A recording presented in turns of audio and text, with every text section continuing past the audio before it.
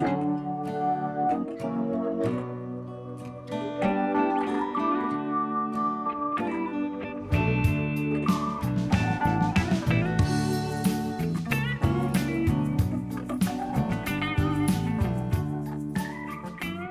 everyone, welcome to Here We Are, Brattleboro's community talk show. I'm Wendy O'Connell, and we are now in the midst of high summer. We've got a lot of things going on in Brattleboro, and we're very lucky to have on the show today Billie Slade. Billie is right in the middle of summertime programs at the Green Mountain Camp for Girls, which is here in Dummerston. She's the executive director.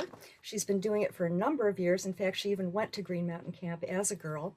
And in 2017, they celebrated their 100th anniversary. This camp is really a hidden treasure in Brattleboro. It's amazing, and Billie's going to talk all about it. She's also the founder and director of Wonder in the Woods, which is a 5-star nature-based early childhood program here in Dummerston. Welcome, Billie. We're so glad to get you on the show. Thank you for inviting me. Yes, I know you're in the middle of the summer program there, and I'm sure you've got a lot of stuff going on. So you were born and raised in Jamaica, Vermont. I was, yeah, just about 20 miles up the road. Yep, yep. And when you were growing up, you were, I think you told me you were the oldest of 6 children? Right. There were 5 of us when I was growing up, and now I have a youngest brother who's 25 years younger. But yeah, so I was the oldest, and it was wonderful being part of a big family. So you are kind of used to herding groups of children, aren't you? Yeah, there's some used to that. I also have 5 of my own children and 5 grandchildren. So yeah, it's you might say it's in my blood. Growing up, you were in the town of Jamaica, is that correct? That's right. And what were the things that you did as a kid, knowing what you've done since then, especially with early childhood education? What were the influences that may have influenced you? Well, part of it is I lived right next door to the little library in Jamaica. In fact, my mom still lives there. And every Saturday afternoon from 1 to 4, the library was open, and I was first in line. And I swear that by the time I graduated from high school, I'd read every book in that little library. It was really important to me. And I went to the little 3-room schoolhouse, and it was a wonderful education. I had some wonderful teachers. In fact, my very first teacher, I'm still in touch with. She came to visit me last summer, which was really delightful. I think from that point on, I knew wanted to do something with children. Really? So at that early an age. Yep. When you were growing up, Billie, did you, again, sort of relating to what you're doing now, did you spend a lot of time in nature using your imagination and that kind of thing? I did. We had a lot of freedom as children, and being in a little town, in a rural town. I remember going to this local swimming hole, and we didn't have any grown-ups go with us. We just, all the kids would get together, and we'd go to the pulley or the salmon hole. I was, just up the stone's throw from the park, so that was sort of my backyard playground, Nice. Which was a wonderful place to grow up. We'd play capture the flag. The whole town was part of our parameters for the game, and it was a pretty ideal childhood in many ways. Yes, I know it does. It sounds idyllic, doesn't it? Looking back, I mean, for many of us, it was pretty wonderful. Yeah. And being able to be unsupervised and do whatever you wanted to do. And did you have any mentors besides the one teacher that you mentioned? Anyone who influenced you back? Yeah, that was the first one. Nancy Brooks was my very first mentor, I would say. And then in high school, I had some teachers that were really influential. Probably Tom Connor was one of the most powerful influencers in my life. It had a lot to do with where I decided to go to college. And it was the first experience I had with someone thinking of me as a person as opposed to a student. He would talk to us all if we were people who had good ideas and were worth listening to. And that was really powerful for me as a teenager, to know that there was grown-ups out there that were willing to listen to teenagers. Yeah. Absolutely. Yeah. And that was high school. That was high school. Yeah. I often pose this question to folks on the show about influences. So many people mention school teachers. It's really interesting how many do. So it's nice to hear. And then you went on to the University of Wisconsin in Milwaukee? I did. My first year I went to Marquette out in Milwaukee. That was a huge change from the little town of Jamaica to inner Milwaukee. And I only went there for a year because they didn't have an early childhood program. At first I was going to be a journalist. That was my first plan. And I love writing still, but figured out pretty quickly that I missed being with kids. And so transferred to the University of Wisconsin there in Milwaukee and joined their early childhood program. And that's where I got my degree from. Yes. And there were some wonderful teachers there. And you ended up that really made a difference. I did. I did for 37 years. 37 years I spent in Milwaukee. And it was a great, I raised 5 children there, and I ran a very similar I'm doing now. I ran a early childhood program out there called Heart and Home. And so I did that for 35 years and had several second generation families, kids who, grew up there. And then when they had children, they brought their children, and it was a great life. I really enjoyed being able to stay home with my own children and still be able to use my education and feel like I was making a difference in the world. Yeah, so 37 years there. So you raised all the kids there up to at least teenagers, right? Yeah, or beyond.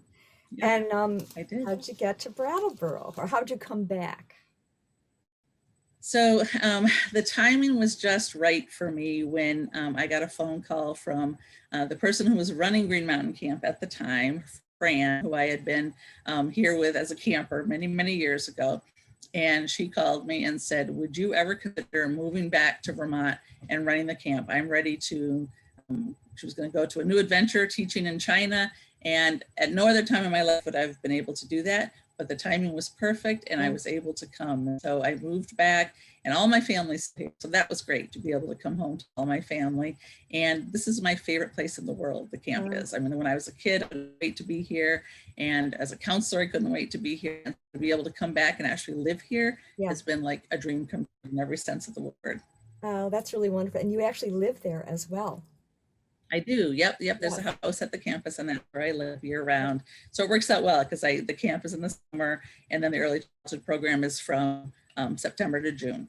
Yes. Yeah. That's a full year though. Full year of kids. It is a full year. Yeah, I don't take a lot of time off. It's true.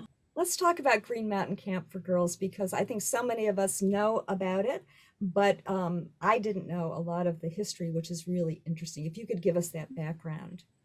Sure.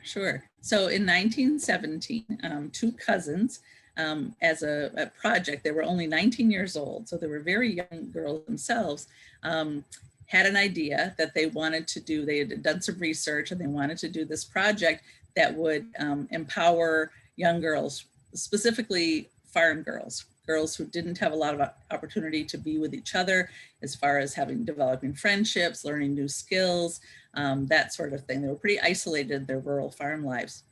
And so they were able to get funding and they started the camp. And ironically, they started it in 1917, just before the Spanish flu pandemic hit, which not an easy time to start a camp. And yet they persevered. They really were very, very serious about it. And I'm sure there weren't very many campers that first couple of years, but they were able to keep it going. And it's been thriving. It's seen seasons over the years. There were times where there were not a lot of people here. And in fact, when I came into the job, Fran had really helped resurrect it from the ashes. They'd gone through a really low period where there were very few campers.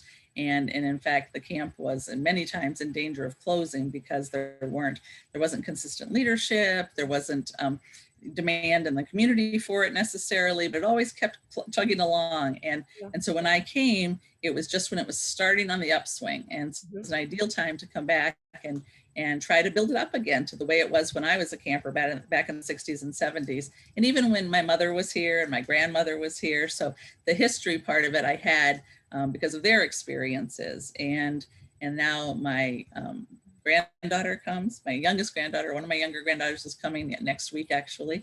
And then also my daughter has come for our teachers camp that we have. So it's been 5 generations of us have been able to come. That's amazing, Billie. That's incredible. Are there many people like you who have done it generationally like that? Not 5 generations. I don't believe. 5 generations is a lot. I don't believe that anybody else has done 5 generations. There are a couple who their mothers came and then they came and then their children came, but I don't know anybody that's done it quite as much. And that's pretty, well, you couldn't fit too many more than 5 if it started in 1917. Exactly. And it's certainly changed. It's changed over the years. Like when my grandmother came, there were tents and they swam in the West River. And then when my mother came, they had platforms under the tents and then they built the cabins. And And I would say probably in the last 40 to 50 years, it hasn't changed dramatically. Like when people come to visit, they're always shocked by how much they recognize. Like it's not like some places you go and everything is different and you don't really remember it. But we don't get that experience here. People come in and like, oh, I remember that was my cabin and that sort of thing. So lots of upgrades, improvements, not huge changes. Well, that's wonderful. I mean, to It have is. that kind of comfort actually to come back to a home of some kind. Going back just a little bit, talking a little bit more about the founders, Sarah Bradley and her cousin. And Sarah was a local person. She lived here in the Brattleboro area. I'm not positive about that. I think Okay. that maybe I'm not positive if she lived here or if they had a home here. I don't know if Okay. it was her year-round home, Okay. but it was her cousin Grace Holbrook who helped to found the camp with her. Uh-huh. And I something interesting that I learned even just recently was the fact that the person who found the money for the founding of the camp was the founder of the International Playground Movement, Oh, which is which is an interesting little bit that I just learned recently. yes. And so I think that there was a lot of family support for this. And I mean, how could you do it without it with two 19-year-old girls? You know, you needed to Yes. have the support of your family. So Well, it was, I mean, that what they were doing, what seems like it in retrospect, that it was really groundbreaking, really brave. And the fact that I'm sure they didn't use the word empowerment like we do right, now, but it right, was all exactly. about this Yep, supporting young yep, women in the yep, area, in a rural area. And just as exactly. a sidelight for local color, I believe Sarah Bradley was our own Richard Epstein's grandmother, Yes, and Richard, yes, who is a local Dummerston person as well, right, right. who has done acting with the Actors Theater, is also a stone builder. Just to give Mhm. him a little bit of a shout out, I know he's also on your board, so he's stayed Yes, in touch as well, which is kind of yes, wonderful. yes. Yeah, Um, he's been pretty pivotal in a lot of the things that have happened at the camp, especially around the centennial. He did hold the history. That was important. Oh, that's so nice. Yeah. Yeah, it just seems like such a nexus, for legacy Mhm. and for carrying on. Um, and I think the other thing, talking about Sarah Bradley and her cousin, what they founded it on, you have continued a lot of the fundamental core things that they were focused on as well, diversity and inclusion. And yeah, if you could talk a little bit about that and how your approach to it now. I feel like the foundation has always been there, and that's always been really a catalyst for carrying the camp message on, is that we want it to be accessible. And more recently, there's been lots and lots of discussions, both with the board and the staff and the campers themselves, about what does that mean. And so just this year, we actually posted our gender identity and expression policy and tried to be really clear in our own thinking about what does it mean to be a girl at Green Mountain Camp? Is a girl who's trans welcome at the camp? Is a girl who's cisgender? We're trying to just be really cognizant of the fact that language is very limiting and that we need to take a more expansive view. And so it's been really interesting to see how welcoming that has been for so many people. And I think I told you the story about having a camper call me and say, I'm going by they, them, and I've changed my name. And I just know, I want to know, will I still be welcome at Green Mountain Camp? Mm, And we were able to say, yes, yes. absolutely. You will Yeah. always be welcome here. And that's a huge thing to have kids who have been a part of this community and then worry that because they've changed and grown, somehow they weren't going to be part of it anymore. That doesn't Yeah. make sense. So Yeah. And we were very it glad is. to be able to do that. Oh, absolutely. And I think it is kind of a microcosm of how things are changing in the world in general. And I was Yeah. kind of blown away. I looked at your site, and it was so impressive to see you have these things written now on your site about inclusivity. And you have addressed everything, that major corporations are addressing and putting them in place.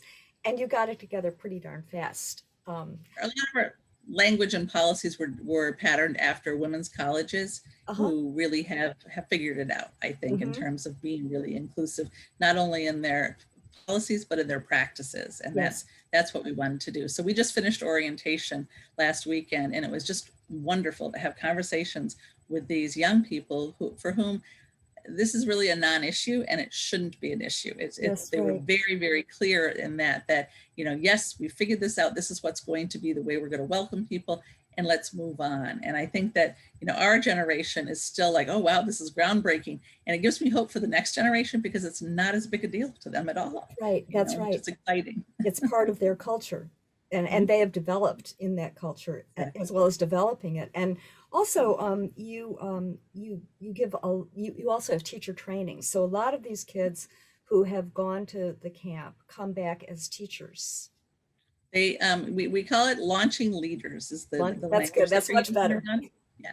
And basically what it's meant to do is to offer an internship to campers who age out of camp, but really aren't ready to be done with the philosophy of camp, that they still really believe in the empowerment of women.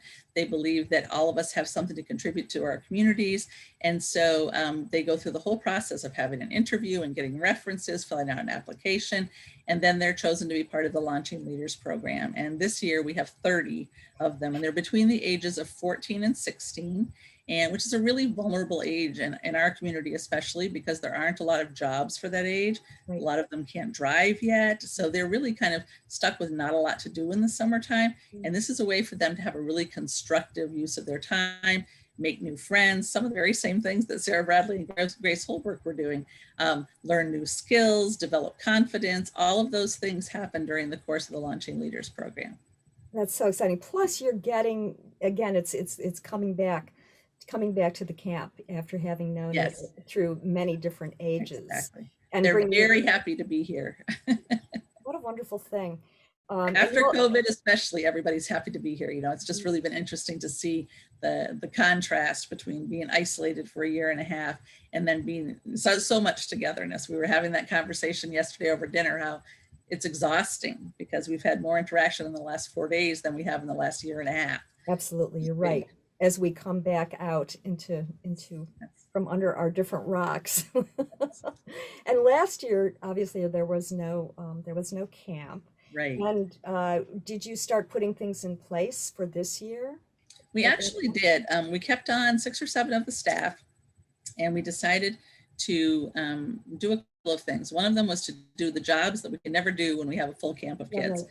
And so painting the dining hall floor or grooming trails behind some of the cabins so that we have a nice network of nature trails now, that sort of thing. But then we also developed some virtual programming. So the person who's the coordinator for our Launching Leaders program, she developed a series of workshops, and twice a week on Zoom, she would meet with this whole group that I'd hired. They'd been through all the process and they'd done everything they needed to do. And then there was no camp, which was so disappointing. Right. And so she was able to keep them together through Zoom twice a week in the summertime. And then those girls this year became the Launching Leaders. They got to come back and have that role. So that was really exciting. But I don't know if we would have had such a good turnout if they hadn't been able to stay in touch that way during the year. I think it was really key to kind of setting the tone for, we are a team, even if we can't be here together in person. We also did Camp in a Box was something else we did where, when kids were missing camp, we had a special t-shirts made that said the summer like no other, and put together, little stuffies with I Love Green Mountain Camp and projects and art materials. And we sent those off, especially to a lot of our scholarship campers who we knew that camp was really a respite for them from their hard home lives. And we wanted them to have a piece of camp. So that was something else we did last summer too.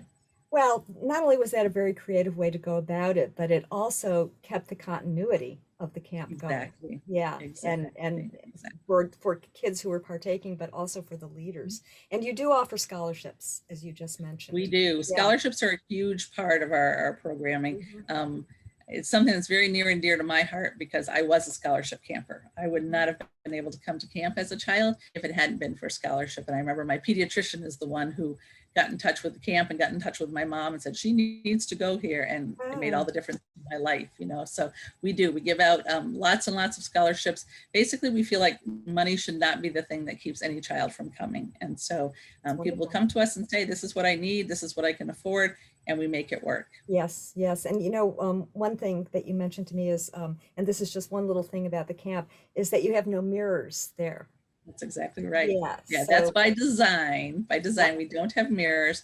And it's because we want them to focus on who they are inside, not what their outward appearance is, but rather the core of them, the essence of who they are. Yeah. And it's very freeing for teenagers to not be looking at what they look like all the time. You hear that at first, it's a little, disconcerting. They're like, I have no idea how my hair looks. And then they're like, I don't care how my hair looks.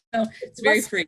It must be so freeing and so unusual, especially at that age. What a great thing to do. And you hear that over and over again. That and the no electronics rule. Right. That's the other part that's very freeing, is that they can have their electronics in the counselor hangout, which is at the entrance to the camp. But once they're on the campus proper, where the campers are, there are no electronics. And so they're not checking their social media every 5 minutes.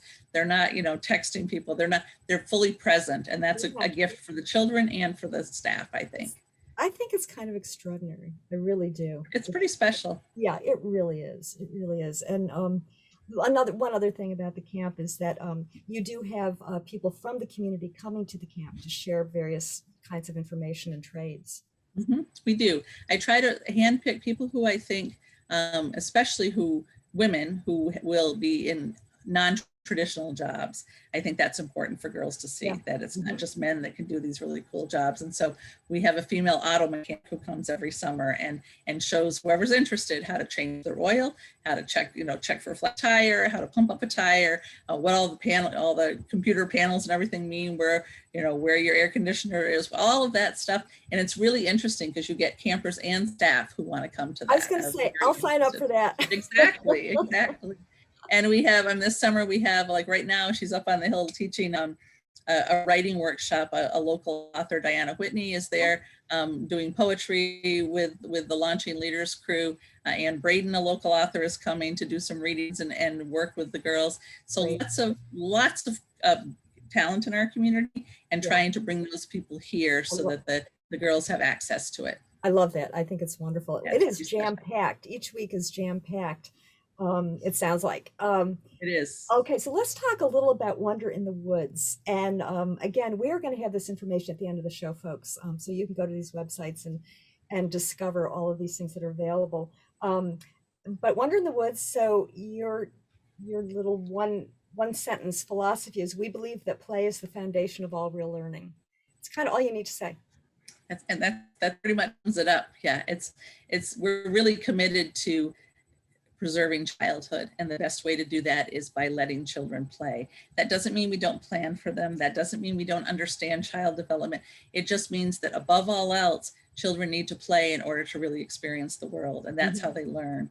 And so we have licensed teachers. The teachers are also committed to that same philosophy, and that especially during COVID, we've been really pleased to see how other schools are buying into this philosophy that if you take away the walls, kids can bounce off the walls. They are outside, probably 80% of the time we're outside, either hiking in the woods or playing in the giant sand pile, and it's really glorious. I mean, they love coming, and they stay for many years. Many times we'll have toddlers come in. This year I had to graduate 3 going off to kindergarten. It breaks my heart, but they grow up every time, But it's fun. It's fun to see how they go out into the world. Like, we just had a conversation about a kindergarten visit, and the teacher said, I could tell which ones were your kids because they were so comfortable in the woods. It was a forest kindergarten, and she could just see that they were leaders. They were comfortable with nature. And I want that for them. I want them to be curious and make discoveries and not be afraid to make mistakes and all those things that will serve them well. Yes. And, this past year has been a learning tool for so many people in terms of education, and getting kids outside. And that's a wonderful endorsement, that she could recognize you. Yeah, it was very nice. Yeah. I wanted to ask you, you have a whole, in Wonder in the Woods, you have a whole fairy area and a fairy forest kind of thing going on. Were you ahead of the curve with the fairy world? Because I know that it really it got huge around the turn of the century, this last century, our century. So I don't, the fairy forest actually is part of the camp more than anything. It's not even the Wonder, although the Wonder in the Woods kids love them too. The fairy forest was something that we really started beefing up when we came. There were a few fairies in the forest when I arrived, but since then it's kind of taken on a life of its own. And, there are signs and there are ferry crossings. And that's one of their favorite things to do. At the end of the day, I always say, what was your favorite part of the day? And over again, they say, I built a ferry house out of birch bark, or I built a bridge so they could get across the stream. And then this group that we have right now, it's a very young group, and they are writing letters to fairies and leaving them. And then the fairies are writing letters back to them. And so it becomes this whole magical interaction. And we're really careful not to lie, because it's important. If they say to me, do you think the fairies are real? I can truthfully say, I actually do think they're real, but I'm not sure. I've never actually seen one, but I feel like it's magical in this space, which is the truth. And I like to be able to tell them the truth. It's, it's, they want to believe in the magic, and even the older girls want to believe in the magic, and they help preserve it for the younger ones. Yes. So it's the fairy forest is both in the camp and in Wonder in the Woods. Right. Wonder in the Woods is on the Green Mountain Camp campus. It's not affiliated with the camp at all, but because I wear two hats, it's people associate them with each other. But right now with camp going on, there are lots of little girls who are making fairy houses right now, waiting to see if a fairy will come to it. Under cover of darkness is when they move around. So that's so wonderful. It's so creative, and also empowering in so many different ways for little kids to do that. Plus they're building things. Right. And they're teaching, really what we're doing, we talk about the fact that we don't want anyone to touch the fairies because they look like these little statues, and that they know that when humans are around, they're not going to move. And so if one falls over in the stream or whatever, they'll get a counselor to come and help move it out with leaves or something, because they want them to feel safe. So it's all about nurturing something that's smaller than you, taking care with life. all of those things. Yeah. So many different aspects, so many different aspects. It's wonderful, Billie.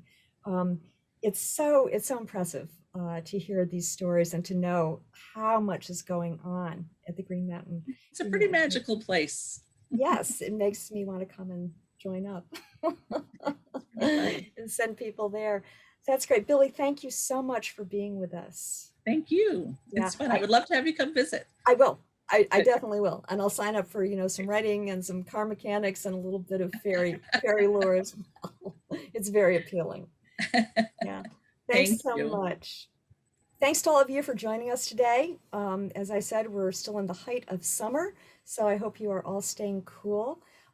Stay tuned. Check out at the end of the show, we've got all the credits about Wonder in the Woods and the Green Mountain Camp for Girls, which are right here in Dummerston. So thanks for tuning in. Continue to tune in. We'll always have folks on from the area talking about their interesting lives.